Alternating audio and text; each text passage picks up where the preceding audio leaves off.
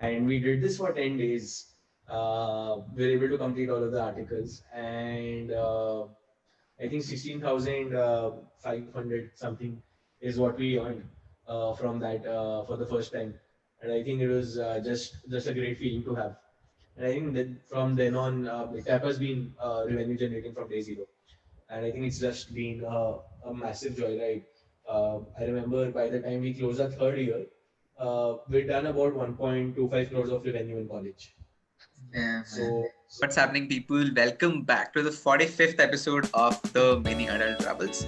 In today's podcast, I have with me the founder of a content creation company, Pepper Content. Anirudh Singh, the CEO from the very, very famous Bits Pilani, is on the show today. Welcome, Anirudh. hey, thanks, Ayush. Thanks for having me here. First of all, thanks for joining in and taking out time. I know a lot is happening with Pepper right now. I really appreciate you taking out an hour of your time. And quickly, my first question, tell me about Bits Pilani, man. What's this magic? It's been all over the news since the last 2 months. I don't know. I think it all started with Kunal's tweet. Hmm. So Kunal Well, founder of Snapdeal, Yeah. he's an active investor now, and he's invested in Pepper, in a couple of other bits in companies. And I think I was talking to him about this also. I think it's just to do with a very all-rounder, dynamic entrepreneurial spirit that Bitsins in general have. Hmm. And back in college, when we were starting out, right, that was when people had actively started like trying out a lot of things. I Yeah. think by the time we graduated, there was already this a mushrooming of like a couple of startups. And I think couple of juniors who were there when we were graduating talked a lot about even how our journey was, right? We were also right out of college from second year to building a Hmm. company, still building it at scale. That was also a big boost for other folks also, who could see कि यार ठीक है, there is moderate success. Like in our Yeah. case scenario, people used to do it. I remember for a lot of resume points कि co-founder लिख दिया resume में and stuff like Yeah. that. And uh, मतलब वो long term commitment still wasn't there. And but now I think pleasantly surprised to see that. And I think with Bits has always had a very wonderful history. We've had the Swiggy founders, Redbus, Grey Orange, now Grow, and a lot of other exciting stories that are coming out of Bits. So Yeah. yeah, I think the momentum's at an all-time high. Yeah, not just with companies, but also YouTubers are coming in. I think I read a Chef Ali Bhatt article, and I spoke to Harish. Harish is a good friend, and Vasavi was telling, yeah, a lot of seniors who have been very successful in on YouTube, and then Harish himself just crossed like 100K, and yeah, I think it's a good network pool of resources. Gives you confidence as well कि मेरे senior ने किया है मैं भी कर सकता हूँ वाला जो network होता है. I think I'm a firm believer that 90-95% of Bitsins turn up in non-engineering stuff after just 1-2 years of grad. So Yeah. I think it's just the best thing about Bits is it gives you that all-roundedness, right? And there's this very diverse extracurricular opportunities that Bits provides you, that Yeah. ultimately somehow people end up with that mindset. And I think that's Hmm. just great. Got it. Got it. Right. So, talking about Pepper Content, could you quickly give an introduction of the company to all the listeners? Definitely. So what we are trying to do is build the world's largest content marketplace platform, where on one end we have creative professionals. So we have content writers, graphic designers, language specialists, eventually video makers also. And on the other end we have brands. Content marketing is just exploding very massively. It's a $400 billion industry globally. And if content is X today, in the next 10 years it's going to be 100X. And that's why companies like ours, right, sit at a very unique intersection of being able to marry creativity with tech and connect creative talent with on-demand work from businesses. And I think a lot of factors attribute to the moderate success that we are seeing Yeah. is the gig economy scaling up, especially after COVID, where more and more people are now, turning freelance, where they have more time Yeah, at hand yeah. home, versus this entire creator economy and the passion economy boom that just scaled up in the US, with a lot of platforms like Substack scaling up, Clubhouse scaling up, and Patreon just scaled up very massively. So I think this is the decade of the creators, Hmm. and I think the last 2 years, especially COVID and this coming year, what they teach is, I think, is the best time to be a creator. And it's Yeah. up to platforms like us on what all enablement can we do that helps creators be able to make a living out of it, at the same time upskill and get better at what they do. So that's what we focus on Pepper at. Like till date, Hmm. over 45,000 freelancers have applied to create content for Pepper, of Wow. which we work only with the top 10% talent. It's a high Hmm. quality pool. Regardless, what now we are trying to think about is, can we do more about the remaining 90% people who weren't able to be part of the gig marketplace play, but can Got it. we build tools, other things that can add more value to that? So yeah, thinking along those lines going forward. Right. So, freelancers, talking about freelancers, I've been a freelancer before doing a job during college. I think I freelanced for like good 8, 9 months. And my experience, a lot of people are scared of freelancing per se because they're not able to, get those clients onboarded with them all the time. They're like, कि भाई एक है आज नहीं है कल नहीं कैसे पता लगेगा job is stable and all that. So how do you solve that problem? Like, if you can give an example within the company. Yeah. Yeah, so the biggest problem is predictability, right? That Yeah. Exactly. because I started off as a creator myself, I had to finance my bid semester fee, and do that by freelancing. And Hmm. at that point of time, what I realized is, uh, creators who are freelancing, right? They're only creating just 25-30% of the time. The rest 75% just goes into getting work, follow up for payments, and dealing with all those things. So eventually, Yeah. creators are just doing 25% of what they're great at. And Hmm. that was just something I thought that we need to really figure out. So at Pepper, the kind of model we built in was, if you see other marketplaces like Upwork, Fiverr, you need to bid for projects to be able to get work, and you need to price yourselves ridiculously low to get work there. At Pepper, what happens is, once you get in, is there's a lot of there's a very structured onboarding we have in terms of language proficiency, grammar proficiency, and industry proficiency. Once you get in, eventually, then it's very easy in the manner that you get assignments that match your industry specificity or your Okay. ability to consume work. So you Hmm. don't need to bid in anything. So essentially, it's essentially you getting opportunities. We don't charge creators anything for giving them opportunities. We Okay. have pre-negotiated contracts with them, in terms of how we price per content piece. And it's like a work as you go wala opportunity. You can choose to accept it or reject it. Hmm. And like as of now, an average creator, we've seen creators earning up to as high as 2.5 lakhs a month Wow. from Pepper, as compared to average of 15-20,000 also per month. Hmm. And for some creators who are very niche in Hmm. terms of their expertise, and if there's enough demand, we're able to give them more work. For some, they still sometimes, when there's no work in a month because of their performance or multiple other factors. And that's what we are trying to make better, that with more and more demand, we can curate more and more work for creators. Again, at Pepper, we don't offer like a fixed minimum monthly income. It's always supplemental income for us. Hmm. Initially, that's at least the goal, that if we are able to bring our bring earnings, creator earnings, up to 25% of their normal income, and eventually we start to scale the goal. That's the goal. But the best part is, it's supplemental opportunities. And I think till date, Peppers generated over 5.56 crores of earnings for creators till date. And we're very proud about that. Yeah. Yeah. Got it. Right.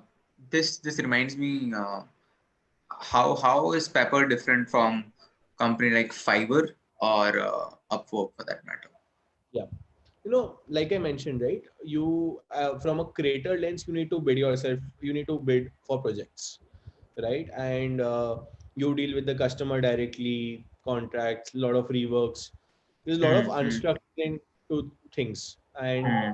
uh, at Pepper, the best part is, so they're dealing with us. So the creators and the customers who interact on Pepper, we act on behalf of the customers end, and we make sure that we are giving in as much input a customer creator needs to create the best quality output. Even if you go on these freelancing websites, right, customer briefs are very vague, and anyone who's Hmm. worked in the marketing advertising ecosystem knows that, creative briefs are the worst. And that's where, at Pepper we do a very great job in ensuring that we're getting all those things that a creator needs to be able to create high quality output. And they don't need to worry about payments. Like, we don't default with tight knit contracts with them, and we ensure that uh, irrespective of the customer defaulting, the creator gets paid for whatever they're due. And so it's a very different concept that way. And we're not taking commissions of creator earnings and so on. We already have Yeah. pre-negotiated prices that they agree with, and I think that's something that they really appreciate. Got it. Got it. Yeah, I've been on Fiverr for quite a while, and short sad story. In a short while, I just got stuff going on for me on Fiverr, and they banned me. In like, and the reason was just in a nutshell, the reason was because they don't ban or do anything against the payer, which is the buyer, right? They are against the sellers. कुछ भी होता है वो seller को ही सीधा वो कर देता है. So that stuff happened. Right. So, what's this fascination of Pepper content with content creator ecosystem? I actually first saw Varun sharing some of your content. I think it was a competition that you guys did like a few months ago. Best podcaster, best writer, best LinkedIn guy, and all that. There I saw Vanshika popping up as well. So there, that is the first interaction of mine with Pepper content. I realized कि ठीक है, there's some fascination of Pepper with the content creator ecosystem. You're trying to create some buzz around there. So what's the goal there? I think it's very natural that, there's tremendous creative potential in the country, and creative professionals have always been thought of as a secondary or a tertiary, never Yeah. a primary profession. And when I say that this is the decade for creators, uh, it's taken a long time for creators to get their due, right? TikTok and Hmm. Instagram have proved it to us that today creators are brands in themselves, Hmm. right? The success Yeah. of Prajakta Kohli or Kusha Kapil and folks like that, I think, a very big proof that creators, if given the right enablement and with the right motivation, can do a lot of things. And I think we started off as a gig marketplace, but long term, our thesis is very creator first in terms of being able to enable a very strong creator ecosystem out of India. And thesis is clear for a global audience, right? Because Hmm. value of content is 8x, 10x outside, maybe in the US and other such segments. And with creative potential, right? One thing that's also very important is you the entitlement as well as the money that comes with it. And so far, Pepper's been able to do a great job in terms of being able to curate jobs, curate gigs that has been able to cover for the money part. Now what we are doing is through other tools, through our focus, through community, through content, through multiple such initiatives, be able to provide empowerment and entitlement to creators who deserve it.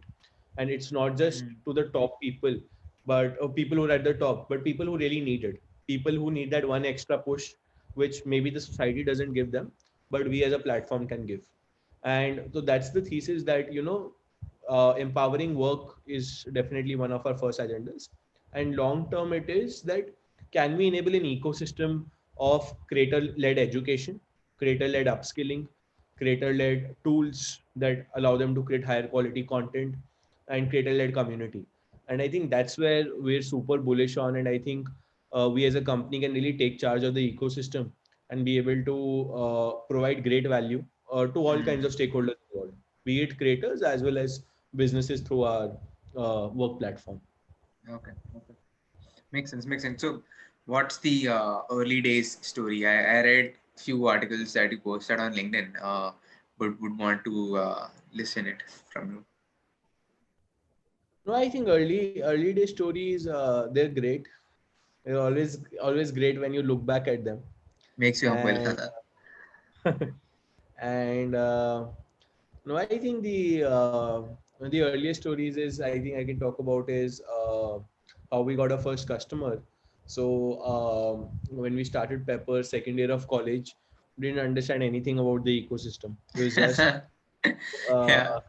a prior freelancing experience, and Uh, the only good thing I was at was I could write well. That's it. And just 10 days before our exam, final exams, and I used to slightly be serious about academics back then. And we find this digital marketing agency who wanted 250 articles of 500 words each on car parts. And these are like the most random car parts you could ever think of. You didn't even know they existed, and they wanted this hmm, niche category. And hmm, writing industry में the lot of transacting metric is paisa per word, rupee per word. uh, And so essentially what we quoted was we need 75 paisa per word. That is essentially 375 bucks for 500 words ka article. And what the customer finally ended up insisting on was on 10 paisa per word. And you can't even outsource it to anyone at 10 paisa per word. No one's going to do that. That's basically 50 bucks for one article. And we wanted statistical advantage the next time we went to a customer. We were just starting out. So we negotiated it to 15 paisa per word, and we decided to do it ourselves. There's four yeah. of us. We used to sit at 9 p.m. To write these articles, write them till 5 a.m. 5 to 8 we used to sleep, and 8 o'clock we used to go give tests. And we did this for 10 days. We were able to complete all of the articles, and I think 16,500 something is what we earned from that for the first time. And I think it was just a great feeling to have. And I think that from then on, like Tap has been revenue generating from day zero. And I think it's just been a massive joyride. I remember by the time we closed our third year, we'd done about 1.25 crores of revenue in college. Yeah, man. So just yeah, it's just a lot of crazy. Do you realize that this is the dream, like earning 1.5 crore छोड़ो 10 लाख भी कोई अगर college में if a student makes not profit just revenue, that's a big thing, right, across India. Do you realize this? I think just it's just allowed us to fuel things better. And yeah, I think right now the journey is just nothing short of a very big sinusoidal wave, Hmm. and hopefully that Yeah. we go on. Right. So, speaking about your first deal, I went through website and I saw so many brands that you have, onboarded, not just 5, 10, 15, 20, but like 100 plus, I guess. So how did you manage to get in big brands? I saw some big names out there, and to credit to you, like you just graduated also, right? You are a 2020 grad yourself, and getting such brands onboarded for content when you're like a 20-year-old, how did you manage that? So interesting thing is, so it's 750 plus brands now that we Oh, have damn. work with till date. Okay. Uh, I am 22. I just look older, and uh, that's 21. that's to our advantage. Uh, I think it's been crazy. So we're working with companies like Amazon, Adobe, Facebook, Swiggy, Dunzo, Urban Company, HDFC Bank, Apollo. Like the list just goes on and on. I think it's initially a lot to do with with customer obsession, and it's also initially I think a lot of days were hustle, pure hustle. Like LinkedIn was my Instagram, I and get I it. used to just be at it, and I think it's just looking at my screen history. I'm trying to reduce my screen time, and LinkedIn still the top social app. And I remember I used to go to classes in my second year. That was again a very distant time. and so till 1 o'clock our classes used to get over. In the classes, what I used to do was I used to send like 40, 50 LinkedIn messages customized to everyone, head Mm. of marketing, CMOs, and so on. I used to send this every day. So that's essentially 1,200 messages in a month, Month. Yeah. assuming even like a 7-8% hit. Conversion. And Yeah. used Yeah. to customize it in such a manner. Uh, Used to get some leads, and then in college we were great at being resourceful to get databases of sponsorship databases, marketing databases, and so on. And I remember I used to call 100, 150 people a day, Oh wow. uh, and just 6, 7 hours of plain cold calling. That's it. Damn, And bro. I think just I think what was very important for me at that time was consistency, and learned it a very great way that consistency always compounds, right? And when you're just so mission driven to achieve it, right? And when you just that is just something that you get a kick out of, then I think it wasn't just very tough. And did Yeah. this for majority of my college life, lot of no's, and that teaches you to become thick skinned. And over time you get some of your initial success. Like I remember our first customer, a big customer at that time, was Witty Feed.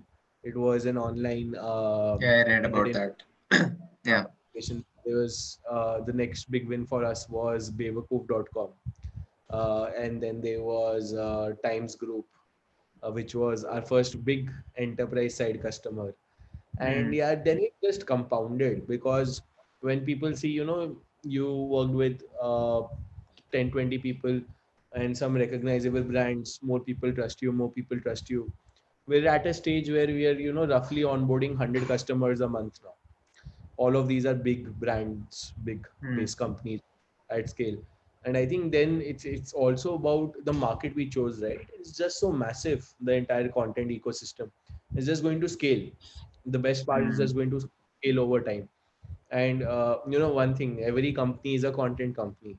It's going to change, it's going to strike off is going to be and every company is a content company. And I think that's the best part, where literally everyone's a customer, be it a small brand who's just starting out to a big enterprise who wants to stand out. Like imagine today a Nike is competing against a Mr. Beast, or say a Beer Biceps, for example. And that's why a Nike, and they have more followers than their Instagram page. And Nike is maybe that's why investing over 15-20 million in YouTubers like Casey Neistat to just create a video for them for a branded Yeah. content. Yeah, I saw So that. dynamics are just so crazy, right? So I think it's never a it's never been such a great time to build a content company.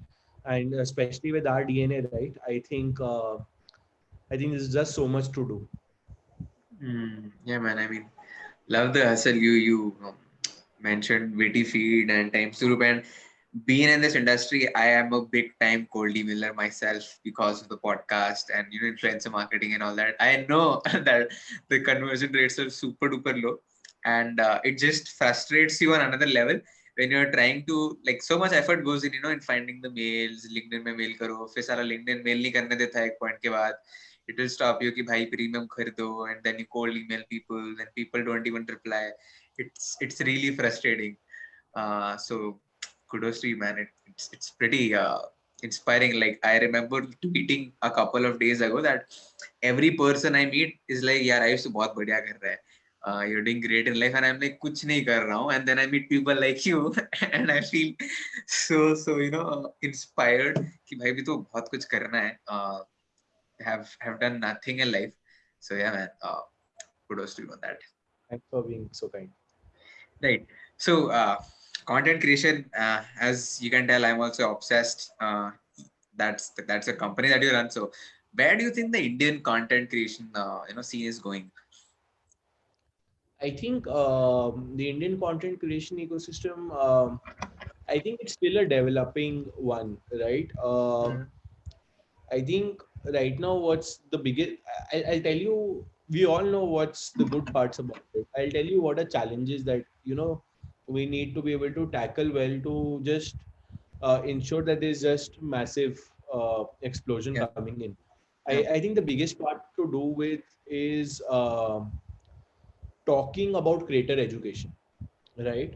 Mm-hmm. Today, most successful people either have been able to grow so fast because of their existing circumstances, and the will to do very well is just insanely high. Yeah. And or the other thing is, they were able to get success early on because of some experiments that worked out great, and they were able Mm. to compound after that. But not Mm. everyone has the willpower, patience, even circumstances to go through what a creator has to, because Mm. you are competitive at 2 3 spectrums. You're competitive at your art, that you Yeah. need to become better for you to be still relevant to your audience. Yeah. Then there's creative fatigue that you still have to beat, and then the third thing is, obviously, the money aspect to it. A lot of other things that impact the motivation of an individual. And I think India as a society, still only the top 0.005% people are getting the kind of exposure, or the kind of making the right kind of money that that is in the ecosystem. And I think that dynamic needs to change. That dynamic can either come out of things like freelancing, where there's huge potential, and then there's platforms like us who can enable bridge that gap, and we need more of that in the Mm. ecosystem. And I think the second thing to do is a lot with creator education, where say an Anirudh who was 18 in bits, in an engineering college trying to get into the media marketing ecosystem, couldn't get Mm. in because of that industry divide, or didn't know what are the next steps to do, right? Mm. Could there have been a better way where maybe high quality creators had some courses, or had some level of upskilling, had created some kind of upskilling frameworks that allowed me to understand ki, okay, this is what it will take for me to get big in this part, Mm. and do I have that in me? And maybe a network of community, or something, some tools that could keep helping me usher down that ecosystem. And I think that's what's missing. And I think that's where Okay. a lot of platforms have to come together as an ecosystem to be able to empower that. Today an upgrad is launching great courses on machine learning, data science, and a lot of things. I don't see people launching courses for video editing, and that's a great skill Mm. to have. Or I It don't is. see that for podcasting, right? Yeah. Club Yeah. आया, club house की वजह से आग लग गई, इसलिए लोग more podcasters बन गए. But then you also need to understand, right, how many people are making money podcasting, right? And you realize it's just very few. And I think these are Yeah. things that need to be talked about very openly from a more spectrum.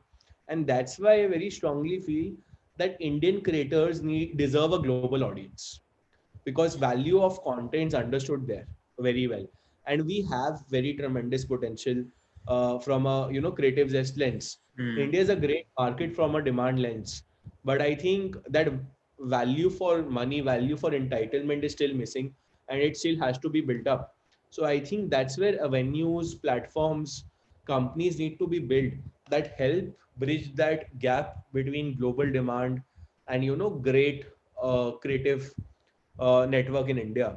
And I think that's what our mission personally is. And that's what I think we would also love to support through Mm. collaborations and multiple such segments. I think there's a bunch of great companies who are trying to do a lot of interesting stuff around this space. But I think if we do that well, I think that's when, we can call India as one of the leading creative, uh, uh, you know, creative trailblazers in Yeah. this Yeah. ecosystem. So yeah. Yeah.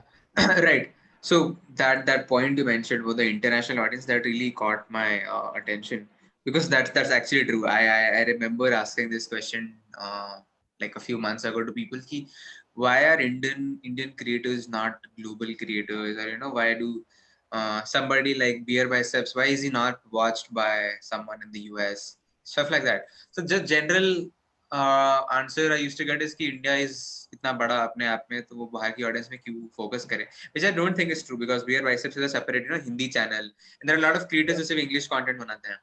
So in your opinion क्या reason है, like YouTube does not push Indian content outside India, या What do you think is the reason? Yeah, I think it's also to do a lot with platforms. Yeah, honestly, I think, uh, like I have a strong thesis that a creator has to rise above being platform agnostic, because when you just give too much power in a platform's domain, right, and say god forbid whatever happens, right, uh, that long well earned goodwill, it takes a lot of time to just it takes no time to just get squandered away. And that's Mm, where you see creators in the US starting businesses of their own, like yeah, Mr. Beast experimented with this entire burger chain, right, and burger. this is Yeah, so huge. So essentially, point is, there's this very interesting cycle that has to emerge, which is content to commerce to community, or it could be content community commerce, either three things. Where essentially, for a creator to be able to succeed, they need to be empowering all of these three things. So, for example, just to give you an idea, BBK Vines, right? Bhuvan Bam has his merchandise collection. It's an Instagram page which has, yeah, I think, over 200K people following that page.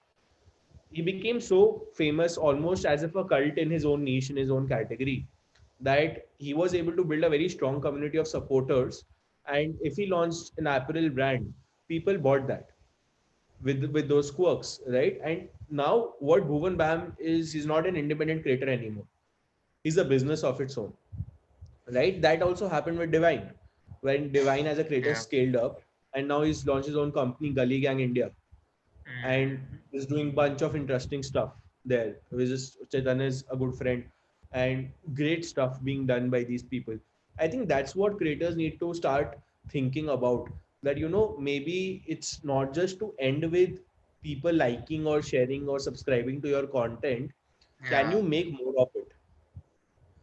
And I think when we as an audience do that, right, that's when we have enough aspirations to take this to the world, right? And that's where you'll also realize whether मेरा जो audience था, was it an high intent audience, right? Do they Hmm. actually believe in those things, and does it make sense? And if they do believe in those things, who should they be then focusing on? Yeah. And that's where the change in focus will also start coming in, like if the audience does not respond here, again subject to that. Yeah, completely agree on this. The community aspect and the commerce aspect. I guess you mean business only, right? From the commerce aspect, Yeah, yeah, leveraging the yeah, leveraging community that you have created and then starting off a business. Yeah, I think out of the 1,700 people who have 1 million subscribers on YouTube, I think not even 170 have their own businesses. Probably, I'm yeah, guessing they usually just. I think they're satisfied with brand deals. Brand itna paisa deta hai. They are yeah, self satisfied. Hardly maybe 5 or 10 people I can name who have their own businesses, right? And I think in a way, Ranveer again is pushing that. Speaking about startups, running multiple startups. Not, I don't get a lot of people in my mind, but yeah, he's there. There's one guy, Yash Sharma, if you know, he's a fitness YouTuber. He's running two companies. One is in influencer marketing, and one is he has his own e-commerce setup for 1RM, which is fitness equipment. So he's a fitness YouTuber. He has a fitness audience. So he launched a fitness startup, right? Stuff like that, yeah. I think, is what he meant. Yeah, yeah, makes sense. Right. Moving aside to Pepper content again, how does it feel to be backed by folks like Gaurav Manjal, Balaji Srinivasan, and other top folks?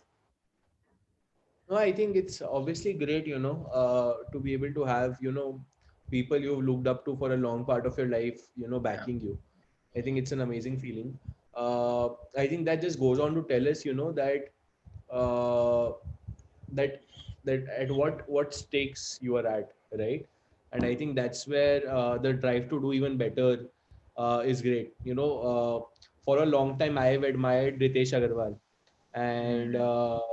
he was a big inspiration when we started out, because he was that one person who made it, uh, being starting at a young age Yeah. to build, is for long my largest inspiration and biggest inspiration. And I somehow found out his number, and I used to write a lot of bunch of cold emails to Ritesh. I remember I sent 4 5 messages, 4 5 emails, finally, just luckily 3 weeks back, I got a chance to interact with him. Okay. Finally, somehow I was able to connect with him. Uh, Even when someone had introduced me to him, it took me 4 mails to keep following up, and finally a meeting got set. The first uh, thing I spoke to Ritesh about was, on WhatsApp, I've sent you a couple of messages, and he's like, "Oh, interesting," and he asked me to send a hi, and then he just saw, and he saw all those messages that I'd sent him over the last few years, and he responded, and it's just so heartening to have that moment where people you admired to were able to respond, and loved talking to him. We shared a lot of interesting things about each of our businesses, and now I regularly talk to him, and I think that's just great feeling to have. And I think it just tells you that like I said, right, when consistency compounds, right, and when you're doing the right stuff, and when you're focusing on the right things, all those other things will always come up, and yeah. it will happen. But what's most important is knowing what you're vying for, right? And is that vision big enough to be able to impact? And if that is the case, I think Mm. it will come. So yeah, that's what I've learned so far. Yeah, man, that must have given you the I made it in life moment. Yeah, I think there's just a lot to do. I Yeah. for long wanted to meet Ratan Tata. That dream still pending. So I think that's when I can maybe say that. Got it. I'm sure when Tata Company is one of our biggest clients, then you'll get to meet him one day. Right. Content creators. What do you think they lack today? Apart from the CCC thing we just mentioned, not leveraging their community to sort of diversify into commerce, but what else if we be content specific? I think it's a lot to do with access to tools, with access to one very interesting thing we recently launched is Pepper Type, where Yeah, essentially it's an AI assisted content creation Gibble3. tool. Yeah. Yeah, built on top of GPT-3. And what we realize is creative fatigue is real. As a Yeah. creator, you're always under tremendous pressure to post everything to be consistent with your audience, Hmm. right? And Yeah. the biggest challenge is you need to be doing something very innovative every day for people to be able, because you're at such a mass audience, and right when the world's watching, नया देखना है and सबको daily. away, and that tremendous pressure to deliver is just crazy. And that's where what we realize is can we build in tools that allow or make lives easy for creators to be able to push out stuff. So like we have blog topic ideas, we have social media post caption ideas, we have tweet ideas, we have Google ad copy, stuff like that. And we're very soon going to be launching bunch of tools to be able to help influencers, that based on your previous output, say last 5 6 posts, can we generate what are the top 10 20 posts you should be creating on or working on. The best thing is the output's just so crazy, right? It's so contextual, it's so relevant. And I think that's where what creators now need is means to means of technology that help them achieve their best. And I think that's why tools like Pepper Type, uh, or even other such tools, is bunch of tools that are coming up which are great. I think that can really become a very good partner to these creators and help them achieve their best. So I think that's one interesting thing that I don't think they're lacking, but it's something that can be great as a complement with. Mm. Yeah, makes sense. Makes sense.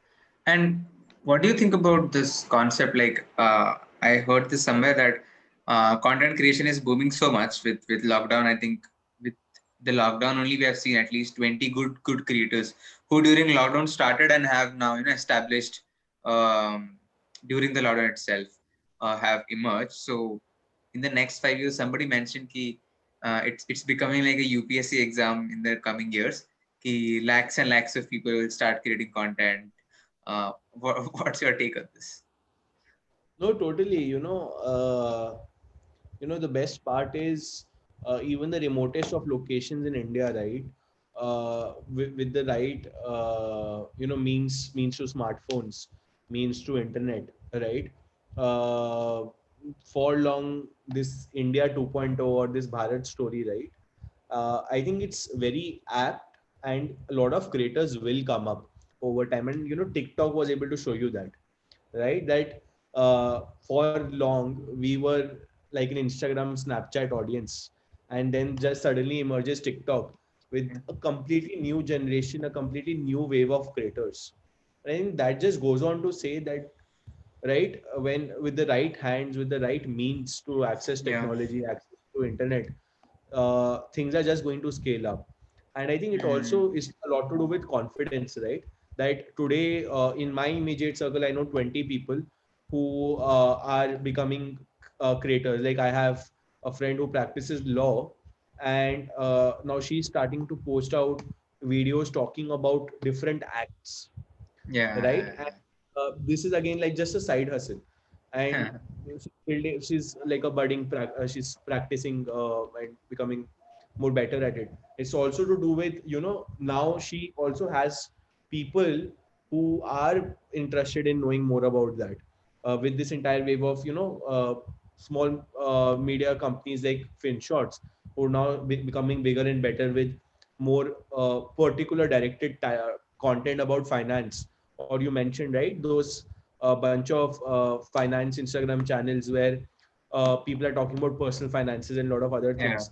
So I think it's Yeah. not just to do with entertainment content, but we'll Mm. see a wave of entertainment come education Infotainment segments. niche. Yeah. Yeah. Yeah, infotainment in some sense. And I think uh, I think there's just so much to come, and I think that's where platforms have to be able to enable these creators to do more and better, and in a much faster and better, in more effective manner. And people who do that well are Mm. ultimately going to be able to leverage the most. Yeah, yeah, yeah, bro. Exciting times for sure. Yes. Yeah, I mean, I also saw this with the finance wave coming in only. One finance creator I mentioned, then quickly I saw two, another popping up, then three, then four, then five, and at least two I see daily trying to create finance content. Then you mentioned law-related content. So every professional or every profession has now diversifying into niche content creator or something like that. Great stuff. Right. Alan Guru, thank you so much for doing this. I have this one last question that I ask everybody who comes on the podcast, which is three books, three podcasts, and three life lessons that we want to share with the audience. Right. Lot of things, yeah. Challenge. But books. Books, I can say, because I've been fully consuming a lot of books now these days. Hmm. One book is Essentialism. It's a great book. I just completed it yesterday night. Essentialism is talking about essentially decluttering your life from all the Yeah. non-essential stuff and focusing on the things that matter. I think Okay. that's great for anyone who wants to compound on focus. Hmm. Uh, the second book is Shoe Dog, which is the Nike. biography Yeah. of Nike, Phil Knight, and I think one of the most amazing books I've ever read. It's just truly transformational. And I think the third book, uh, there's just so many books I've ever read.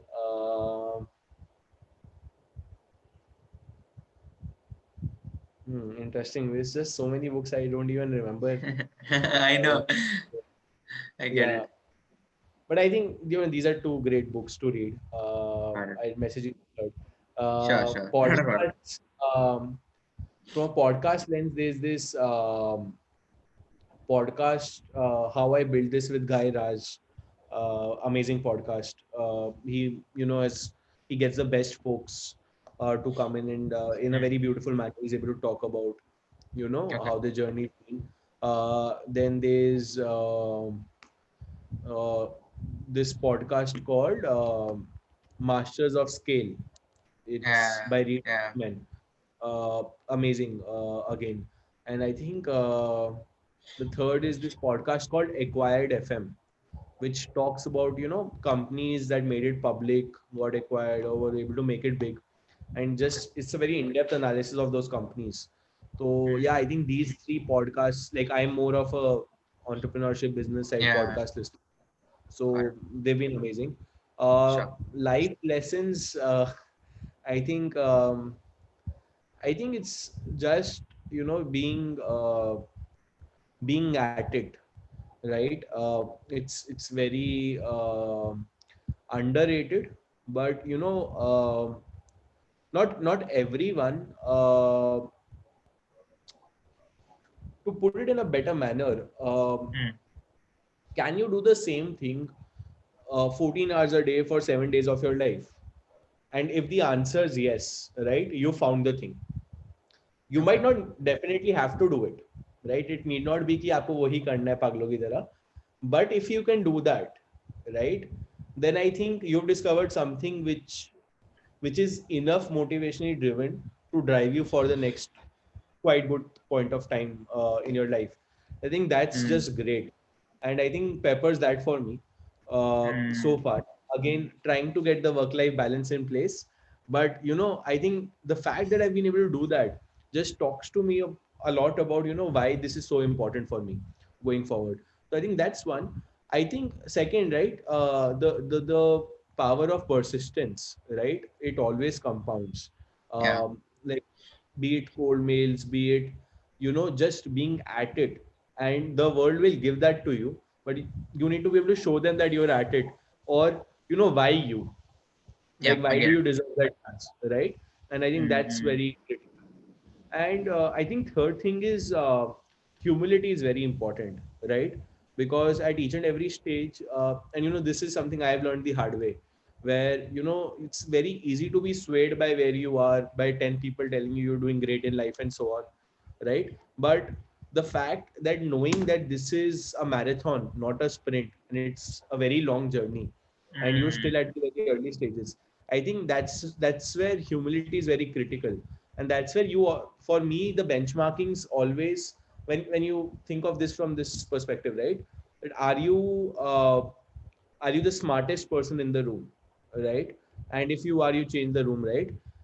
This entire concept is to know that when you are growing, when you are scaling, right, the Yeah. benchmark also has to increase. You cannot be the benchmark.